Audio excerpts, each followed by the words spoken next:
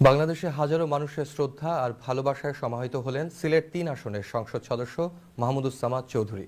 স্থানীয় সময় শুক্রবার বিকেল 5:15টায় তার দাফন সম্পন্ন হয়। করোনায় আক্রান্ত হয়ে বৃহস্পতিবার ঢাকায় চিকিৎসাধীন অবস্থায় মারা যান তিনি। সিলেট থেকে রুহিন আহমেদের পাঠানো ছবি ও তথ্য নিয়ে আরও জানাচ্ছেন সালেহ আহমেদ।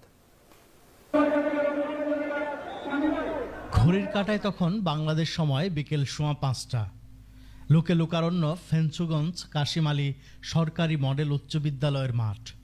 সিলেট ৩ আসনের সংসদ সদস্য মাহমুদুজ্জামান চৌধুরীর জানাজায় অংশ নিতে জমায়েত হন দলমত নির্বিশেষে হাজারো মানুষ। সেই দিন আমরা সবচেয়ে বেশি সময় কাটিয়েছি। আজকে তিনি আমাদের মধ্যে নেই, আমরা আজকে তার আত্মার মাগফিরাত কামনা করছি। জানাজায় উপস্থিত হন সংসদ সদস্য মুকাব্বির খান, মোয়াজ্জেম হোসেন রতন, সাবেক সংসদ সদস্য ইয়াহিয়া চৌধুরী এহিয়া ও শফি আহমদ চৌধুরী সহ বিভিন্ন রাজনৈতিক দলের নেতারা। জানাজা শেষে মাহমুদুজ্জামান চৌধুরীকে দাফন করা হয় পারিবারিক কবরস্থানে। এর আগে শুক্রবার স্থানীয় সময় বেলা 12টায় তার মরদেহ নিয়ে বাংলাদেশ বিমান বাহিনীর হেলিকপ্টার অবতরণ করে এনজিএফএফ খেলার মাঠে। আনুষ্ঠানিকতা শেষে এমপি মাহমুদুজ্জামান চৌধুরীর মরদেহ ফেঞ্চুগঞ্জের নূরপুর বড় বাড়িতে নেওয়া হয়। সেখানে বিভিন্ন শ্রেণী পেশার মানুষ শ্রদ্ধা জানান।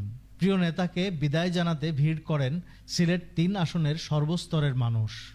এমন নেতা সিলেটে আর কম জন্ম নেবে, যার সবচেয়ে বড় গুণ ছিল একটা সেকেন্ডের জন্য কোনো অনুষ্ঠানে তিনি লেটে যেতেন না। বৃহস্পতিবার ঢাকার ইউনাইটেড হাসপাতালে চিকিৎসাধীন অবস্থায় মারা যান করোনা আক্রান্ত এই সংসদ সদস্য। মৃত্যুকালে তার বয়স হয়েছিল ৬৫ বছর। Saleh Ahmed, TV1 news desk. Awami লীগকে বাঁচাতে হলে জাতির কাছে ক্ষমা চেয়ে সরকার